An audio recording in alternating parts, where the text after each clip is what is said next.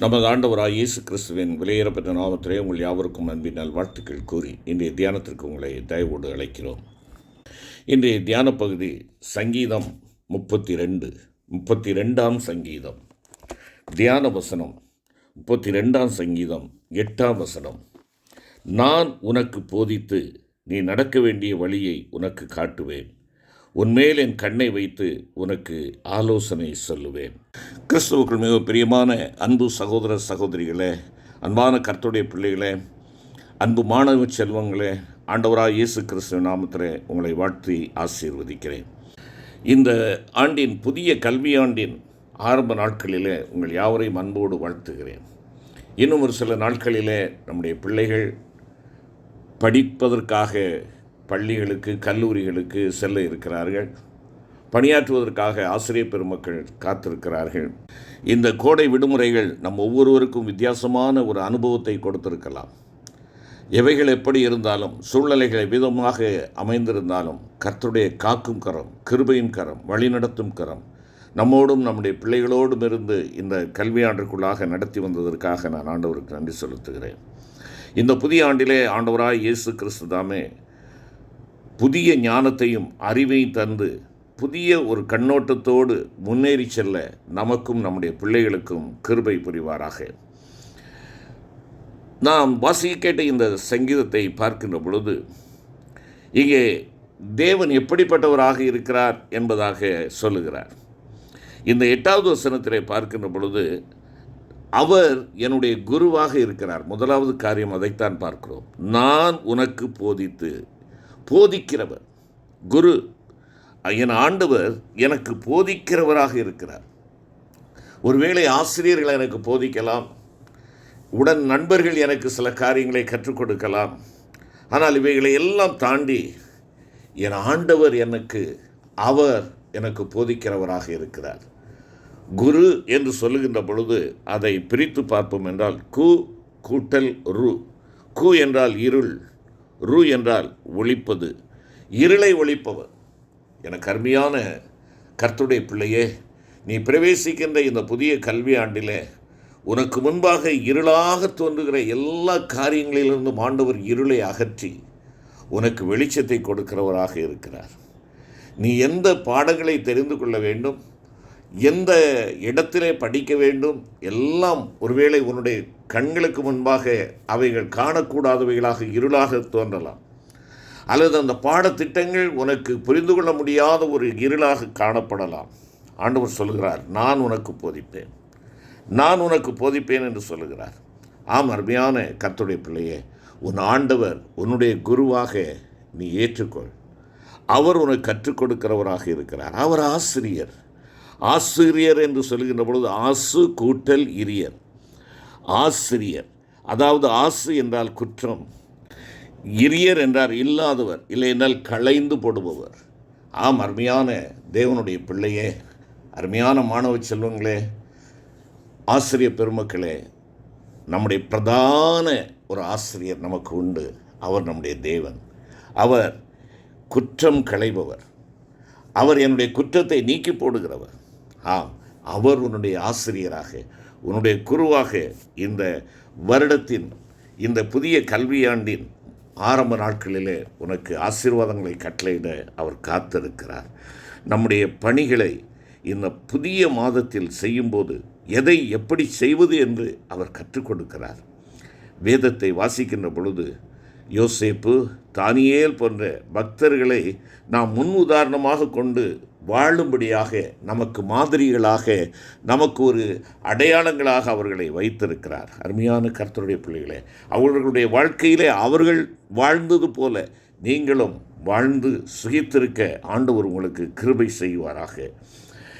அடுத்தபடியாக அங்கே நான் பார்க்கின்ற பொழுது அவர் என்னுடைய ஆசிரியர் அல்லது என்னுடைய குரு மாத்திரமல்ல, அவர் என்னுடைய வழிகாட்டியாக இருக்கிறார். வழிகாட்டும் கர்த்தர். இங்கே நான் பார்க்கின்ற பொழுது நான் உனக்கு போதித்து நீ நடக்க வேண்டிய வழியை உனக்கு காட்டுவேன். இங்கே வழிகாட்டி என்று சொல்கின்ற பொழுது என்னோடு வந்து நான் அடைய வேண்டிய அந்த லக்கை, நான் செல்ல வேண்டிய இடத்தை எனக்கு காட்டுகிறவராக இருக்கிறார்.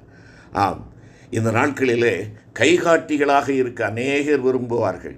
ஆனால் வழிகாட்டியாக இருப்பதற்கோ சற்று யோசிப்பார்கள், தாமதிப்பார்கள். ஏன்? கைகாட்டியாக யார் வேண்டுமென்றாலும் இருக்கலாம். வழிகாட்டியாக செல்லுகின்ற பொழுது தன்னுடைய நேரம், தன்னுடைய ஒருவேளை பணிகள், தன்னுடைய எல்லா விதமான காரியங்கள் இவைகளெல்லாம் தியாகம் செய்ய வேண்டும். உடன் வருகிறவர், வழிகாட்டி என்றால் என்னோடு வருகிறவர், என்னோடு வருகிற ஒருவர் எனக்கு வழிகாட்டுவதற்காக வருகிறார் என்றால் அவருடைய வேலை மெனக்கெடுகிறது, அவருடைய நேரம் செலவழிக்கப்படுகிறது. அவையெல்லாம் ஒரு தியாகமாக இருக்கிறது. என் அருமையான கர்த்தருடைய பிள்ளையே, ஆண்டவராகிய கர்த்தர் உன் வாழ்க்கையிலே உன்னோடு கூட வருகிறவராக இருக்கிறார். உன்னோடு கூட வருகிறவராக இருக்கிறார். எதற்காக? வழி இதுவே, இதிலே நடவுங்கள் என்று சொல்லி உன்னை வழிநடத்தி செல்லும் ஒரு தேவனாக அவர் உன்னோடு வருகிறார். ஆம், அவருடைய வார்த்தைகள் உனக்கும் எனக்கும் கொடுக்கப்பட்டிருக்கிறது. ஒவ்வொரு நாளும் நீயும் நானும் அந்த வார்த்தைகளை வாசிக்கின்ற பொழுது அவைகள் உன் கால்களுக்கு தீபமும் பாதைக்கு வெளிச்சமுமாய் இருக்கிறது. ஒரு திசை மாறி செல்லும் கப்பலுக்கு எவ்விதமாக ஒரு கலங்கரை விளக்கு ஒளி கொடுத்து வழிநடத்துகிறதோ அதை போல ஆண்டவராகிய கர்த்தர் நம் வாழ்வின் வெளிச்சமாக இருந்து நமக்கு வழிகாட்டுகிறார். நல்ல மேய்ப்பராகிய நம்முடைய ஆண்டவராகிய இயேசு கிறிஸ்து நமக்கு முன்பாக சென்று நம்மை பெயர் சொல்லி அழைத்து நாம் நடக்க வேண்டிய வழியை காட்டுகிறவராக இருக்கிறார்.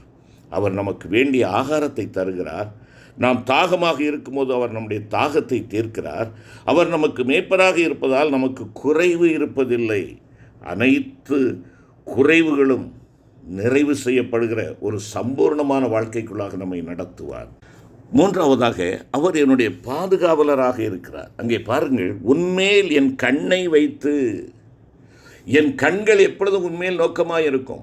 உன் வழிகளிலே நோக்கமாக இருக்கிறது. உன்னுடைய சிந்தைகளிலே நோக்கமாக இருக்கிறது.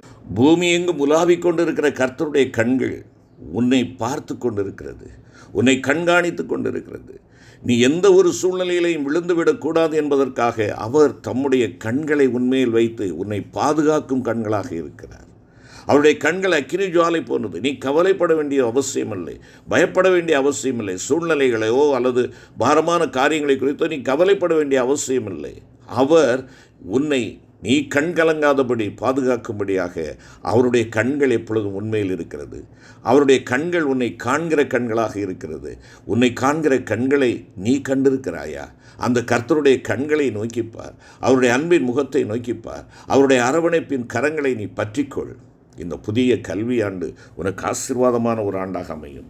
நிறைவாக அந்த வசனத்திலே பார்க்கின்ற பொழுது அவர் ஆலோசனை கொடுக்கிற தேவனாக இருக்கிறார். ஆலோசனையின் ஆண்டவராக இருக்கிறார். ஆம், ஆண்டவருடைய ஆலோசனையே என்றென்றைக்கு நிலைத்திருக்கும் என்பதாக பார்க்கிறோம். இன்றைக்கு உலகத்தாருடைய ஆலோசனை, மாம்சீக சிந்தை உள்ள ஒரு ஆலோசனை, ஒருவேளை நமக்கு ஊர் விளைவிக்கக்கூடிய ஆலோசனை, உள்நோக்கம் கொண்ட ஆலோசனை கொடுக்கிற மக்கள் ஏராளம் உண்டு. ஆனால் நீ ஆலோசனைக்காக உன் தேவனை நோக்கிப்பார். அவர் ஆலோசனையில் ஆச்சரியமானவர், செயலில் மகத்துவமானவர் என்று ஏசாயா 8ஆம் அதிகாரத்திலே நாம் வாசிக்கிறோம். ஆண்டவராகிய இயேசு கிறிஸ்துவை பற்றி தீர்க்கதரிசியாகிய ஏசாயா 9ஆம் அதிகாரத்திலே குறிப்பிடுகின்ற பொழுது 6வது வசனத்திலே அவர் நாமம் ஆலோசனை கர்த்தர் என்று கூறுகிறார். அதை ஆங்கில வேதாகமத்தில் வாசிக்கின்ற பொழுது த லார்ட் ஆஃப் கவுன்சில் என்று அங்கே கூறப்படுகிறது. அதற்கு ஆலோசனைகளுக்கெல்லாம் ஆண்டவர் என்று அறிகிறோம். பரிசுத்த ஆவியானவருடைய அபிஷேகம் சகல அறிவையும் உனக்கு தரும்படியாக அவருடைய பொற்பாதத்திலே உன்னை ஒப்புவி. பிதா, குமாரன், பரிசுத்த ஆவியானவர் நமக்கு தமது ஆலோசனைகளை தருகிறார். வேதத்தின் வாயிலாக, ஜெபத்தின் வழியாக, அனுபவம் வாய்ந்த முதியவர்கள், பெரியவர்கள், ஆசிரியர்கள் மற்றும் நண்பர்கள் மூலமாக, உறவினர்கள் மூலமாக ஆண்டவர் உனக்கு ஆலோசனை கொடுக்கிறார். அந்த ஆலோசனைகளை கேட்டு ஜெபித்து தீர்மானம் செய்கின்ற பொழுது நீயும் சரியான வழியிலே சென்று இந்த புதிய கல்வியாண்டின் நோக்கத்தை நிறைவேற்ற உன்னால் முடியும்.